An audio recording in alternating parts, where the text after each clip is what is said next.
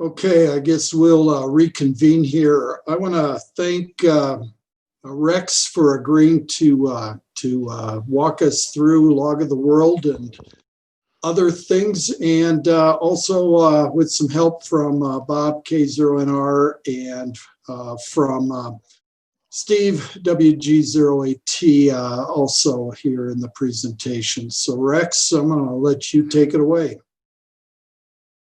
Okay, one comment, Lauren, before we start. As soon as I get to Steve and Bob, I'll just back out of the share and we'll move to let them share.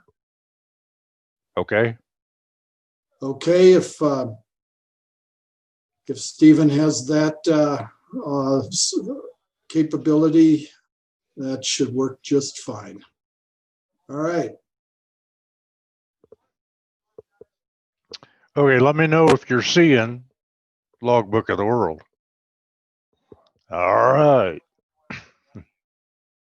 Well, we'll go ahead and get started. I don't know if everybody's back yet or not, but it is 36. So I don't know why Lauren asked me to give this.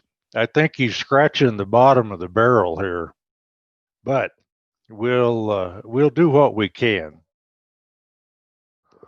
That is, if I can get this to work. Okay, this month we're going to cover Logbook of the World. And if you remember last month, we covered logging and the various parts of logging using paper and pencil and how that evolved into software. And as most of you know, or some of you know, I don't know, the new people haven't run into that. In the old days, we all had to log. You had to log everything. And then they did away with logging. They reduced the logging. It went back down to not doing too much. Now, logging is pretty important. If you don't have the proof backed up by a QSL card or your software or whatever, you can't go for any awards. You can't adjust for anything. So what has happened is they initiated Logbook of the World, and I think that started back in 2010. So Logbook of the World, it's a free service that enables you to gain awards, keep track of your QSOs, and it stores your QSOs in a medium where you can get certified confirmations. As some say, without a picture, it didn't happen. And I know that Bob says it's not a contest, but if you don't have proof, then it's only self-satisfaction. That's all you've got. To use Logbook of the World, really need to follow the link on this page that I've got here at the top, and probably review those videos under line 2. It all revolves around some software called TQSL. And so what is TQSL? Well, TQSL stands for Trusted QSL. It's a more secure and accurate confirmation of contacts by adding a third-party authentication protocol and requires digital signatures from both parties. And a little later in this, I'll show you some of those things. Now, if the information that you submit for your QSO matches the information submitted by the other party, the Logbook of the World accounts of both you and your QSO partner will show the submitted QSO has been confirmed. Via your Logbook of the World account, remember that it's free, you can submit your confirmed QSOs for credit in one or more of the awarded programs. A fee is only charged when submitting confirmed QSOs, which are called QSLs, for award credit. There's also a connection to CQ for processing of the worked all zones and the work prefix awards, and you need to check that out. That's a little separate from this. But for more info on the TQSL, this link that I have at the bottom, tqsl-document/faq.html, is an excellent place to get some really good information about EQSL. Now, why would you use Logbook of the World? You have all these other options: EQSL, QRZ, Club Log, CQ, HRD LogNet, and there's probably several others out there. And yeah, Logbook of the World is free, but so are the others for the most part. Each one of them has a little charge depending on how far you want to go. But Logbook of the World requires one more step for authentication, and it makes it one more step accurate. In today's world, all things require a signature, and a digital signature is becoming the standard. So, Logbook of the World is the gold standard in certifications. And all of the big DXers, we were talking about that early in the meeting, all of the big DXers, the expeditions, and the most active hams use Logbook of the World. I use all of those listed on the top line. But be aware, a lot of people don't use Logbook of the World, and you may see that listed in their QRZ page. That's okay. But you may need to get a real QSL card from them or use some other method for confirmation. They are all out there for us to use. The only confirmation that the ARRL and the Logbook of the World will accept are those entered into their system that have the digital signature, or you can use an independent QSL card checker to certify your cards, or send them into the ARRL, which they certified the cards as well. This requires that you present the cards needed for the particular award that you're applying for and have them certified. That word's going to come up a lot, as real. And why is the ARRL so stringent? Accuracy. I've gotten multiple QSL requests via EQSL that simply did not happen. They were not in my log. They might have been incorrect for a location, a date, a place, modes, or some other reason. I hate to send disqualifications for them, but hey, accuracy and being correct is very important. And Logbook of the World does that for you.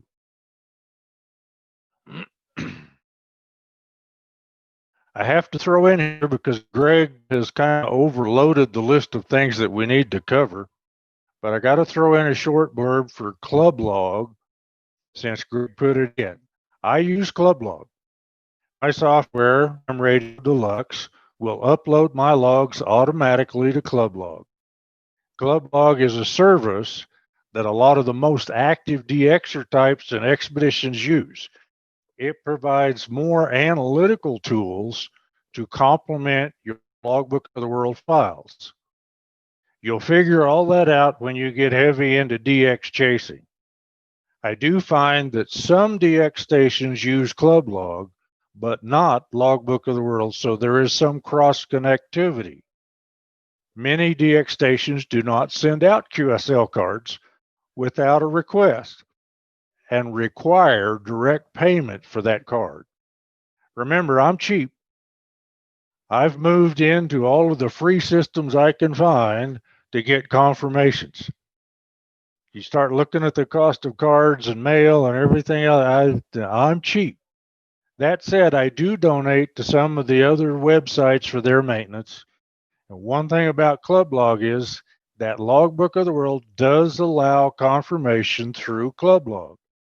You must enter your certificate info into Club Log to your Logbook of the World account, and then you can sync the two together. Let's cover one more short thing here. using the ARRL Bureau. I use it as a lower cost way to get and send QSL cards. For some cards, the cost to get one may run up to $10 or more. When I'm active, I gather up all my cards and I send in at about 20. When I get 20 cards or so, I send them into the Bureau. The cost is really pretty low, and the returning cards are sent to the area volunteer bureaus, which you need to look those up, and they're on this slide, because you'll need to send them some money so that they can package and send your cards to you that have come in via the Bureau. You do not have to be a member to get or send cards. You do if you want to use the outgoing Bureau. The cost of getting and sending cards independently may run way up. Looking at individual mailing costs, the cost of the card, the cost of the postage, and then the cost of the extra stamps that you have to send, or the PayPal, whatever, to the other person to get their card. Now I'm going to return to the Logbook of the World information. Now, how do you really use Logbook of the World? I suggest you go to the link page on this slide and you follow these steps. If you go to this page, each step will open up with a bit more information on how and what you need to do to fill out. And I call them, you fill out the onerous steps to get your certification set up. It takes time, so don't think you're going to start today and get confirmations tomorrow. The ARRL, the Logbook of the World, it normally takes 2 weeks, but can be even longer depending on holidays. All right, we'll go through some of the steps here. Step 1, download the TQSL program. That's on the ARRL site. It's under this Quick Starts TQSL. It works on almost all operating systems. They've got a copy for even Linux for all them guys that are doing, or the Mac guys. Hey, you Mac guys, you can get the software. If you're using some special anti-software programs, you got to be really careful. Make sure that the TQSL has been allowed to work through that, because yeah, it's got to go to the internet, it's got to come back, so there can be some serious issues there. So be aware of that. And a link to the download site I've got on this slide. Step 2, you got to request a certificate for your call sign. Okay, now what all is that? Logbook of the World uses private key, public key encryption. Well, I think Lauren put that into the slide deck. I really don't know what that is. I'm not an IT professional, but it has to do with security. Using TQSL, you complete the information required for the certificate, which is going to be called a TQ5 file, and that's sent to the ARRL. They will send you a confirmation by snail mail, your post office, with some very, very important information on it. And you'll take that information and log back into Logbook of the World or TQSL, and then they'll send you back a TQ6 file. And there's a link on this for some more information. And I know you're seeing an awful lot of abbreviations that I really can't explain. Just be aware that you got a lot of TQs and some of them are missing. I don't know what happened to TQ1, 2, and 3, 4. They're all gone.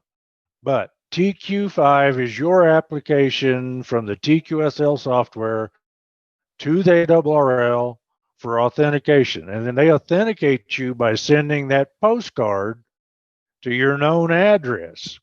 And that becomes step 3. Have you seen that your TQ5 is authenticated, and after a little bit you get your card? And likely, as I found, it takes a good amount of time. But when you get that card, save it. And I'm telling you, the key that's on that card, you probably ought to save that in 2 or 3 places because you're going to need it. And this is the voice of experience. I lost the card and had to go search to find it again when I had a hardware crash. So save that information. Now, another odd thing, I got a note from Bob the other day that said that Joyce got hers and it's 8 characters.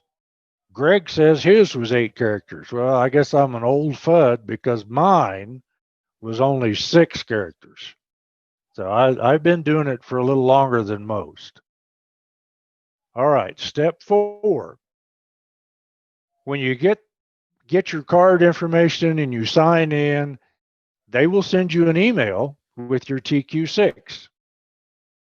Now you finish the creation of your call sign certificate by entering that TQ6 portion of your email back into the TQSL software. TQ6 is what you got back. Yeah, and that's what you need. The TQ5 is what you sent. Coincides to your station location, your call, your address, whatever's in the FCC database, all that's where that's linked up. And when you open up the TQSL program, which you've probably already been in here, you can see in this one that Greg has a call sign certificate. He's got one. It's on this page. You'll also note that right over here, that's where you're going to load your TQ6 into. Make sure you have your call sign certificate. I saved them in several places, so just in case, and that's after you load that piece from the ARRL back into this software, it creates your certificate. Now, at this point, you need to save that certificate, and I'm telling you, save it in a lot of places. I've lost it. I lost a hard drive, and I thought I was going to have to start all over. And they explained to me how to grab something, which fortunately I saved mine to Dropbox. And I could pull it out of Dropbox and put it back into the new software on the new hard drive and make it work. Note here that your TQ6 must be entered into the software on the same computer that you created the TQ5. Electronically, there's a key involved between the TQ5 and the TQ6. They have to match, and so it all has to be done on the same computer. Once that's done, then you save your certificate wherever you want. You put it on a new computer. As you know, wherever you're operating, different computers, doesn't make a difference. It'll work after that.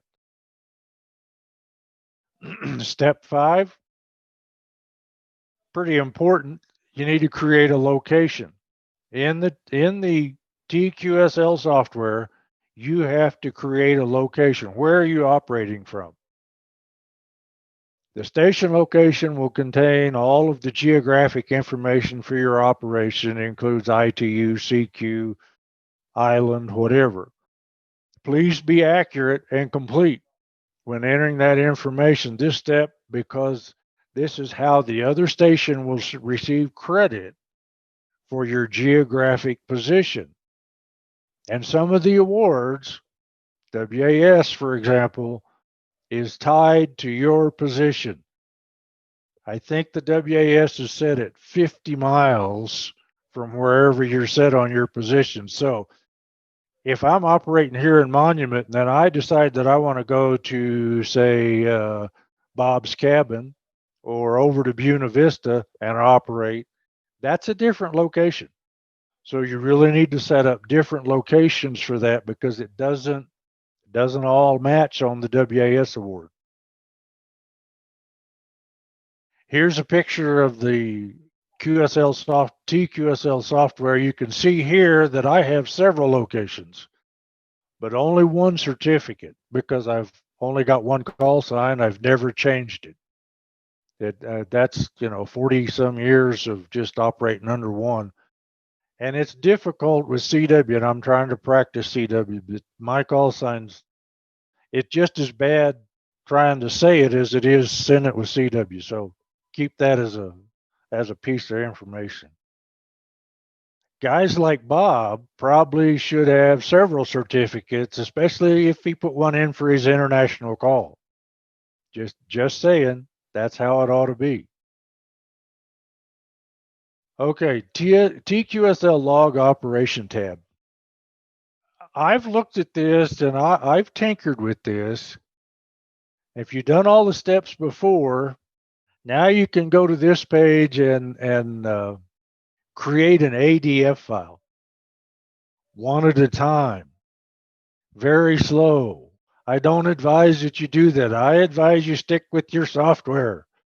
Use a logging software, because using the TQSL, you're going to have to do it one at a time. And I also looked at this page several times and I thought, this is really strange. It's right to left in operation instead of left to right. You got to do your call sign certificate first and then build your location and then your log operations. Anyway, that's just kind of the engineer in me. I'd like for it to be one way or the other there. All right, step 6. Sign and upload your log files via the internet. That's the best part, easy part. That helps a lot. When you digitally sign an ADIF file, which here's a definition. We've been talking ADIF for, I don't know, this whole presentation, the last one, long time. Amateur data interchange format. That's what ADF is. Okay, everybody's a whole lot smarter now. And then there's the Cabrillo format, which is, there really isn't any definition for that other than the guy that developed it was looking out the window, and outside his window is Cabrillo College, which that doesn't, but that's what he named it. It's for specific contest log output. Okay, you digitally sign your log file, whichever version. Normally ADIF is what you send up to Logbook of the World. And that file becomes a TQ8 file. That is like a QSL card, but it has a lot more information involved because it's all software and digital. So what's a TQ8 file? Well, the TQ8 file is the call and the DX entity that was derived from your certificate.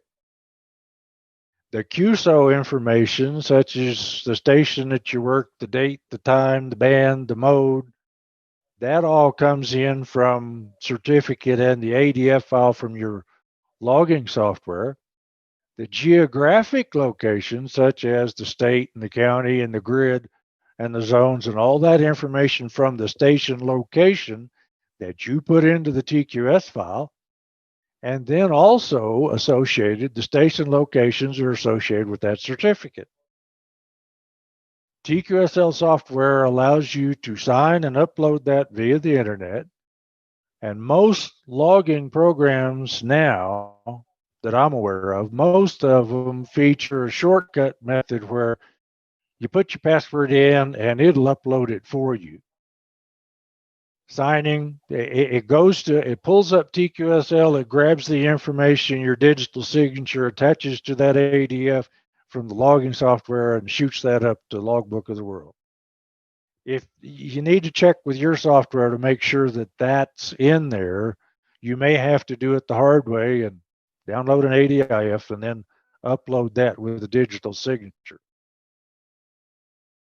Okay, navigating Logbook of the World.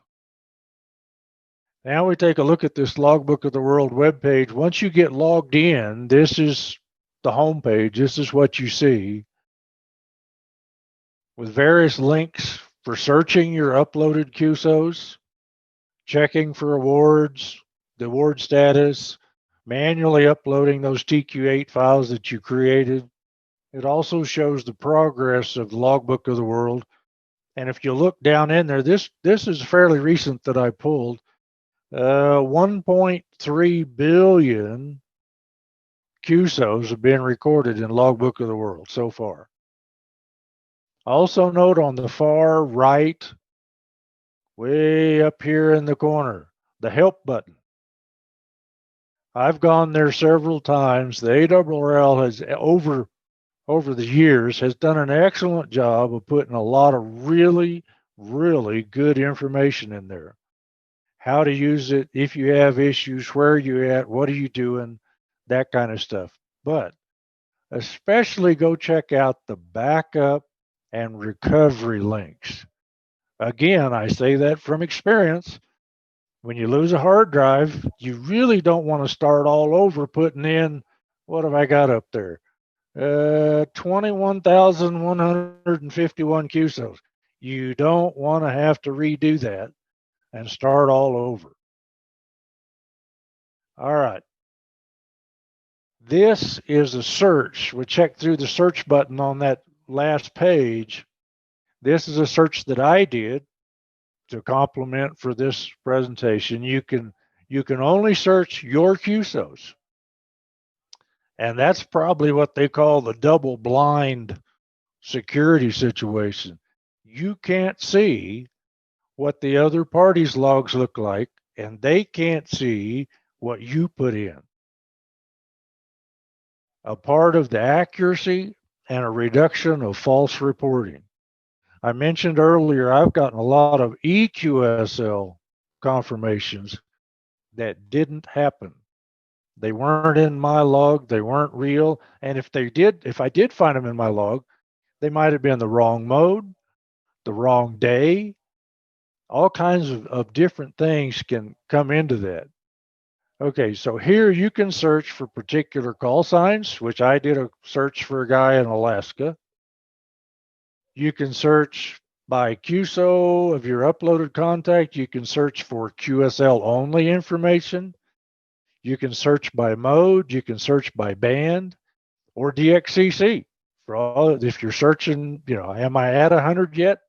You can do that.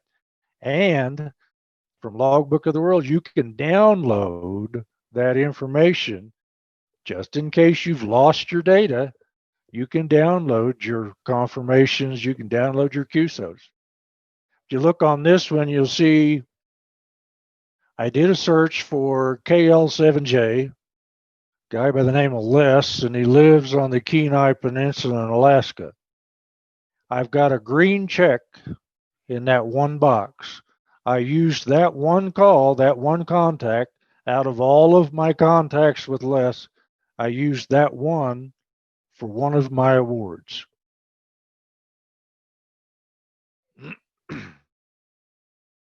Navigating the award section. You need to create your awards that you're seeking in order to see your status for that award. Now, the DXCC and the CQ, PX, and WAZ, I think those are automatically created. The WAS and the VUCC, you have to actually create that award for wherever you're at. And you also have to go into that award and set some rules in order to see your contacts link up to that award. So be aware that you've got to do a little more than just go look. You'll have to set the rule. And I think in the rule that I set, I just set states. I want to see all the states for my WAS award for here in Monument. Now, on the right-hand side, I downloaded my WAS in Monument. I've been awarded credits for everything down to 6 meters. I could apply for a few more of the awards on this page, but I went clear to the bottom of that page and applied for the 5-band worked all states. Instead of just doing it one band at a time, I kind of waited till I had enough to get the 5-band, because the 5-band has some really nice plaques. You pay a little more money for that award, but you get a very nice plaque. So you'll see that I've got credits awarded all the way down through 10. I got 36 states confirmed on 6 meters. I don't know whether I'll ever make 50 on 6 because of where I live. All right, on this one I'm showing, I'm bragging. Okay, I said early in the presentation, if you don't have a picture, you don't have proof. And getting these awards is kind of bragging rights for what you've done. And I've got 2 9-band Worked All States award. One for my QTH in Oklahoma, that's on the left, and one for the QTH here in Monument. I finished the one here in Monument back in September. I finally got an opening to get 10 and 12 meters to Alaska. And I didn't think I was ever going to make that, but I finally got it. And I have to say, the one on the right probably means a little more because I live in Woodmore and I have to operate with a hidden antenna. You know how the Gestapo works here. And I only use 100 watts. And when I was in Oklahoma, I had a full wave 160 meter loop out in the yard. So it was a little easier to do things with that than it is a hidden wire antenna. Anyway, these are a couple of the awards you can get. And as we were talking earlier, the DXCC, this award applies no matter where you're at, as long as you stay in the same country. Although operating the DXCC, it takes time and study of the conditions and understanding when certain areas are active, when you can best contact them. Like we talked early in the meeting, work in South Africa, you got to know when the guy's on, when is the best condition to work him. You have to start doing those studies if you're going to get 100 countries. And I think there's 347 legitimate countries now. I don't know. It's quite a few up there. I know that I've got 147 countries confirmed. I got 2 on CW, 1 on phone, and 147 on digital. And I'm telling you, using the digital modes has made it easy for anyone with low power, compromised antennas, and less than great equipment to obtain this award. It's just amazing what you can do now with the digital. Anyway, with Logbook of the World, you have accuracy, you have confirmations, and it's all worked. Now, let me say in closing, don't be afraid to ask for help in getting your Logbook of the World set up. We've all struggled, and I can see Lauren's face. He's smiling a while ago.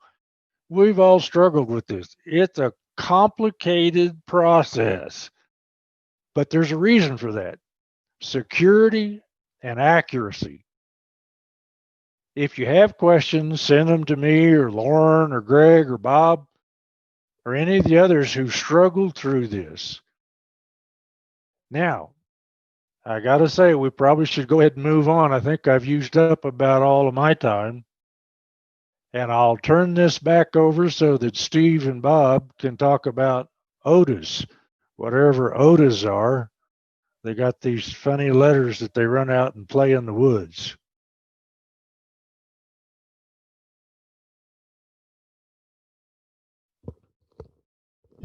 So we need to get Steve sharing, right?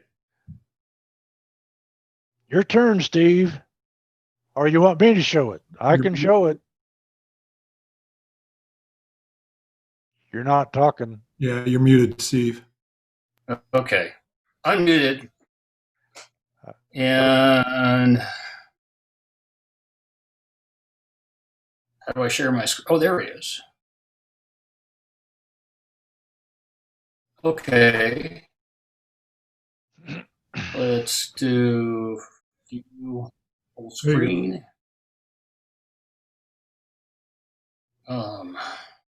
There, full screen. Okay, can you see that? Yeah. All right. So, Summit's on the air. It's a lot simpler than Logbook of the World as far as your logs. When I first did, about 10 years ago, I was doing paper and pencil logging. And as you can see, it was a mess. But nonetheless, all you need for to activate a summit and to get points for that summit is 4 contacts.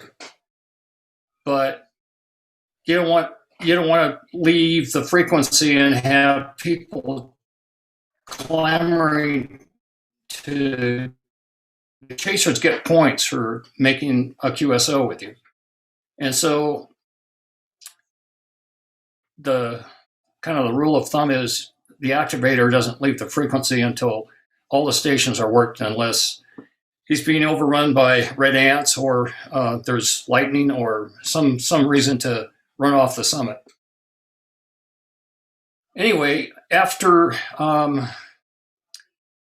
a couple of activations and losing my pencil, it rolling off and dropping between a crack in the rocks and being lost and gone forever, I decided that there must be a better way besides bringing a box of golf pencils and just, continuing to litter the. So I discovered there was an app on my cell phone that I could record the audio of my SOTA session, so to speak. And the good news was that not only did it record the, can you see my cursor?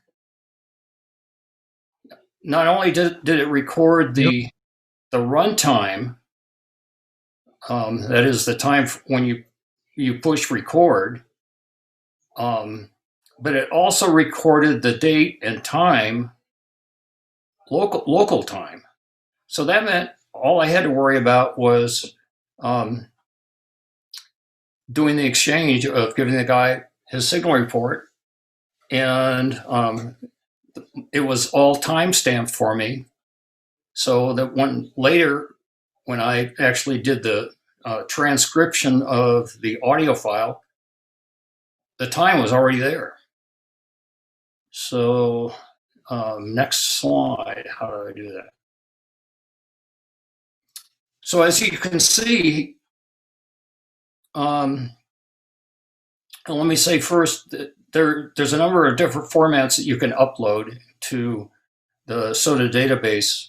The format that I chose was the CSV file, which is the comma delimited or comma separated file. So once using a text editor like Notepad, I create my first line or first row, and then I copy that and just duplicate it all the way down the line. The only thing that changes is the time, which I pull off get this out of the way, which I can pull off of the actual audio file and add the time differential so I can get Zulu and the station's call letters that I worked. And that's the audio files, and it is basically replaying what I heard on the summit. But I don't have the stress of having to decode or write down the delay that occurs when I hear a station calling me and having to write that down. It's kind of a pregnant pause. And if you take too long to respond back to the station that's calling you, they all start over again, and it's bedlam. So having it recorded and knowing that I can transcribe this in the comfort of my home without all the other distractions, it's less stressful. So once I create this CSV file in my text editor, I can then go to the SOTA Watch page and assuming I've logged in and I'm registered, which is a fairly easy process, I just drop down to the, click on the SOTA links and drop down to the database. And once there, under the menu, there's a couple of drop downs, and one of them is SOTA logs, and it says upload CSV or TSV log file. And notice here there's a couple other formats. You can upload an ADIF file, and you can also do single entry activator entry, which is one line at a time, which is great for if you only worked to four or five stations. But typically, I'm making anywhere from a couple of dozen to sometimes 50, 60, 100 contacts. And it's much easier to just upload a CSV file of my entire log. So once you click on this upload the CSV file, there's another page that comes up that you can select your log and upload it. And you'll have a chance to look at it before you actually hit submit. And there's another screen that pops up that asks you, have you, the SOTA system is an honor system. And it's asking you if you've abided by all the rules and made all these contacts in the spirit of someone's on the air. And you click yes, and boom, up goes your log. And then you can click on view results, which is a good idea to make sure that your let's see here. View results. You can look at your awards, certificates, your summit to summit logs, uniques, regions, but typically I look at my activator log and it shows me all the stations that have turned their log in, and also the stations that are not in my log that are missing. And so I could correct my log by, oh yeah, somehow I missed that guy, or go back and listen to my audio file, and sure enough, that station called me, and either it was QRM or whatever, but we almost made a contact, and in most cases, I will go ahead and accept that. And you can look at, back here on this menu, you can look at the activator roll of honor, which is, it's kind of the leaderboard, if you will, and you can see who's the top of the heap and who's the bottom of the heap, and where you are in between. So it's a pretty simple process. There's a number of different apps for logging, for portable logging, that will spit out different file formats. But I just stumbled on this audio recorder and said, that's how I'm going to do it. And it's worked great for me ever since. So, but here, back for individual log entries, in other words, you've made somewhere between a dozen, maybe 10 contacts, and you just want to enter them one at a time. It's fairly easy. There's a drop-down menu where you can find the association. In my case, it was Colorado. The region, front range, and then the individual mountain, which happened to be Mount Hermon, and the call sign that I used, and the date. And then you enter the time and the call sign that you made contact with, the band, the mode, And if you want to add notes or whatever, signal report, or again, the only thing that is necessary for your log for summits on the air is the time, the station that you worked, of course, the band and the mode. Signal reports are not required, but for your own curiosity and record, you may want to fill that in with a signal report or comments. So that's my 2 cents. Like I said, Summits on the Air is fairly simple. You only need four contacts, and all you need is the time and the call sign and the band and the mode. So be happy to help anybody that wants, needs help entering their logs, or how to register, or if you have questions about Summits on the Air and entering your logs and the database, be happy to set up a Zoom session with you and work through it. So that's my 2 cents. Over to you, Bob. Okay, thanks. You got to unshare, I think, Steve. Okay. Or Steven, I don't know if you can help us with that. Stop sharing down at the bottom. Yeah, if I can get back to my Zoom screen here.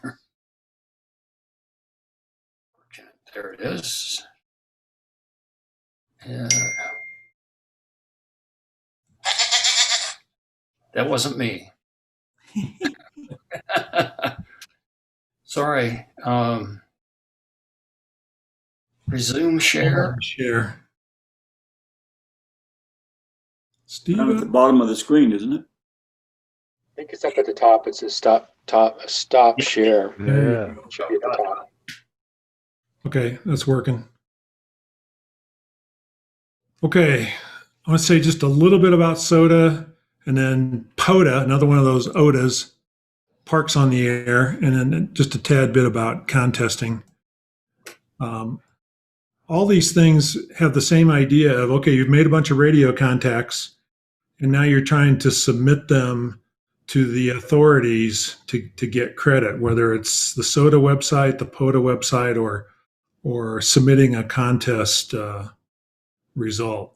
Here's a look at some of the file formats. Steve just showed you the CSV, comma separated variables, and it's kind of free format and but pretty simple, and you can free text edit it like Steve was talking about. The other one is ADIF, which is more advanced. It's got the concept of specific fields followed by entries, and it's kind of human readable, but it's very, very flexible, and you can see all kinds of information in there. So it's really kind of the standard way of passing information around concerning logging. And it turns out for SOTA, I'm also using CSV files. Usually Joyce and I are logging it by hand, which really means usually she's logging it, and I'm yelling call signs at her or something. But somehow between the two of us, we get it logged. And then I go home and I need to get it in electronic format to upload it. And sometimes I'll just use the manual approach like Steve described for a few call sign or a few entries. But there's get this out of the way. There's this logging editor by W0TLM is really good. It's made for SOTA. It's Windows only. Sorry about that. It's free, but it knows SOTA designator. So you can see what I did here was I put in my reference as W0C FR004. That's Pikes Peak, and it knew that when I plugged it in. The logging program knows Pikes Peak, and then when I plugged Steve W0C stroke FR063, it identified it as Mount Herman. And so it does a great job of handling all that. It turns out this can generate a CSV file or an ADIF file, both. And because it can do the ADF file, I will sometimes use this for parks on the air because that's what POTA operates off of. But really good software for both chasers and activators doing summits on the air. And then for POTA, typically I've been using N1MM, or it's really N1MM Plus now. That is, I'd say, the world's standard on contesting software. But it also has the ability to kind of do, I wouldn't call it general logging, but not necessarily contest based. So in this case, I go into N1MM and I tell it the contest I'm going to participate in is just called DX. It's kind of a general logging program, not really a contest. Because in normal contests, it knows all the scoring algorithms and rules and all that. And under DX, it just keeps track of the basic information.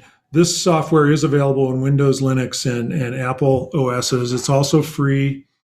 Greg showed this a month ago, and he had like 6 or 7 different windows open, looking at all these different things, like if you're really seriously into contesting. But typically for POTA, I'll just have the 2 windows open. I'll have, here's my log running off to the left here, and then this is my entry location down here. I'll punch in the call sign and signal reports. Of course, it populates 5959 all the time, which I usually just leave. And if I want to make a comment, I can stick that in there. So that I'll do that real time when I'm working parks on the air. It takes care of all the dates and everything. Works really well. Submitting files to POTA is a little unique, it's a little bit clunky. You actually email it to a specific email address. So if you're in the 0 call area, if your call sign has a 0 in it, you mail it to k0@parksontheair.com. And it has to be, the name of the file has to be in a specific format because that tells the person taking the login what your call sign is. At the K4404 is the park designator. That one is National Forest. And this string here is the date, right? 2021, January 01. So I guess that was New Year's Day on Mount Hermon. So that's a little bit different. You actually email it in, but that's okay. It works. And then for contests in general, again, I use N1MM. It's the most popular program out there. And instead of selecting DX, you select whatever contest you're participating in, and it pretty much knows how to score all of them. It's just an amazing piece of software. And then you'll end up emailing I always say Cabrillo, but that's probably the gringo pronunciation. The Mexican or Spanish would be Cabrillo, to the contest sponsor. And you can upload that Cabrillo file to ADF or to Logbook of the World, but ADF is really, really better. And let's take a look at that. Here's a sample of a Cabrillo file. It's a pretty simple text. It's got all this header information at the top that basically defines or describes what contest you're operating in and what category you're in. But then after you get down to the actual QSO information, you see it's kind of a simple text-based thing with, you see my call sign repeated every time. And this was a VHF contest, so it was my grid, DM78, and then the other station and their grid. That's the contest exchange, so that all has to be submitted. And the contest people are going to check these logs, right? They do a computer comparison of all these. So you want this to be right or you lose points. So if you're doing any kind of contest stuff, N1MM is definitely the way to go. And that's all I got. We can probably open it up for questions from anybody, for anybody.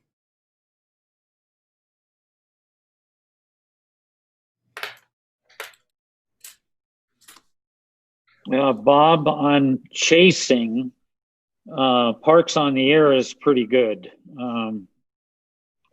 because you just have to register, as I understand.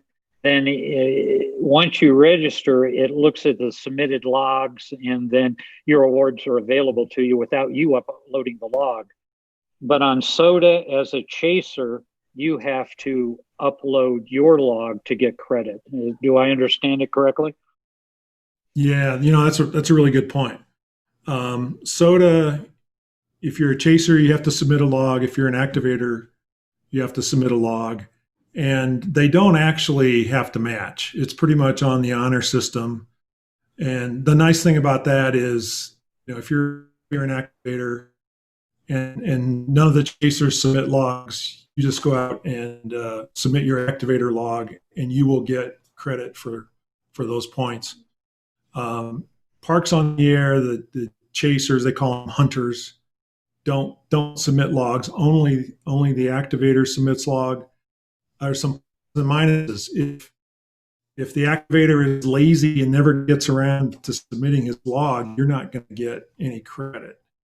If the activator is on top of things and submits an accurate log, then as a chaser or hunter, you kind of just sit back and enjoy the benefit of that, right? You don't have to be sitting there submitting logs all the time. So two different approaches.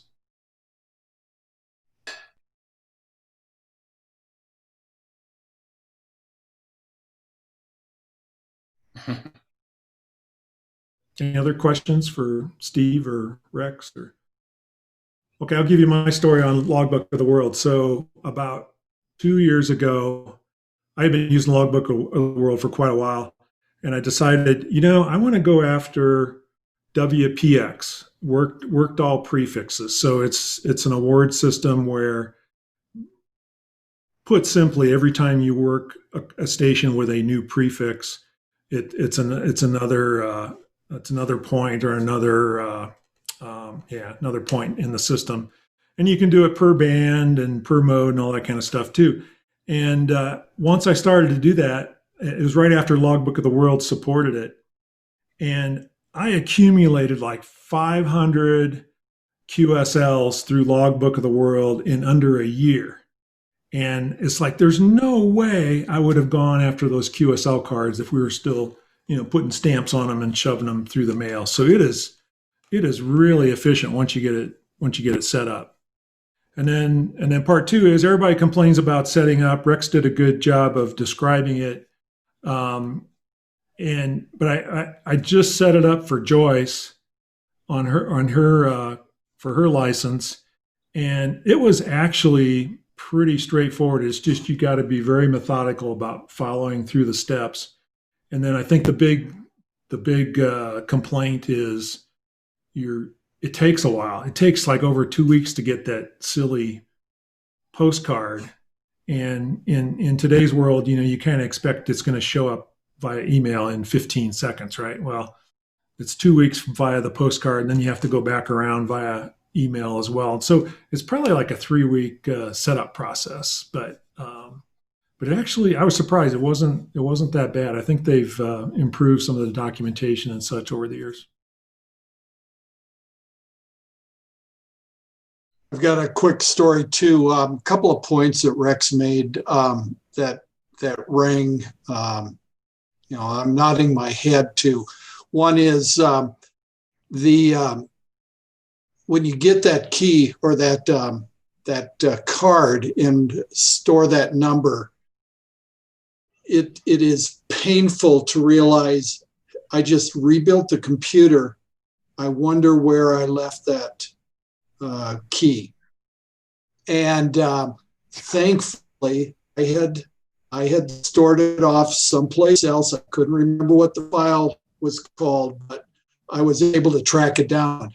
And if you've got that key, it is not hard to resurrect your access to Logbook of the World. And it just sounds daunting, but as both Rex and Bob just said, if you go through and follow the steps meticulously, it works, and it gets set up, and you have access. And going back to last month when we were talking about software applications for logging, it's pretty seamless to do that upload. It just happens. You hit upload and they show up. You hit a download to confirm them. They show up and you know exactly what you got confirmed. And you do that over a couple of days, and it's kind of interesting because you see people that obviously are uploading every night, and others that upload maybe once every couple of weeks. And then you'll just start to see when the dates start to appear. So the software makes it pretty easy. It sounds ugly, and it is kinda, but follow the steps and it works. Well, I need to add one more comment. As you noticed on one of my slides, I went ahead and put in some old locations where I've been before, and I took the time. I set up a schedule because I had worked all states on 160 meters sideband back in 1987 in a location, Perryton, Texas.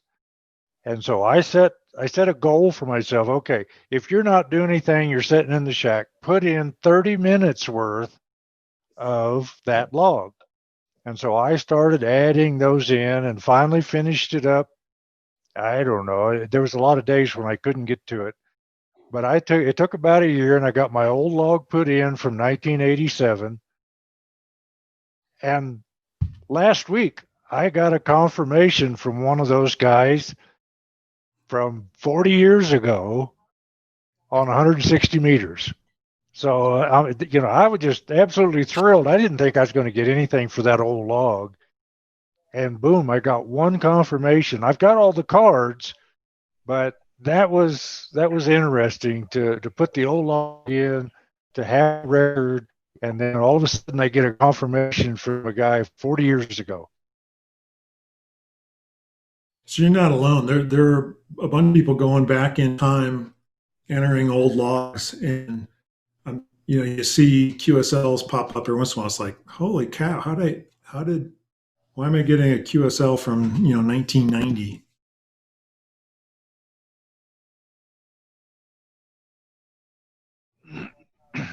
Well, I hope we didn't scare anybody off. Are there any more questions for the guys tonight? Great presentations. Yeah, if you guys need help on any of this stuff, give us a holler, and if we don't know how to do it, we'll point you to somebody that does. Lots of good information.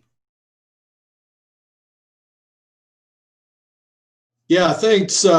Thank you, Rex, Steve, Bob. And if there aren't any other questions, we'll call it a wrap. Happy New Year, everybody, and welcome to 2021. Thank God 2020 is over. Yeah.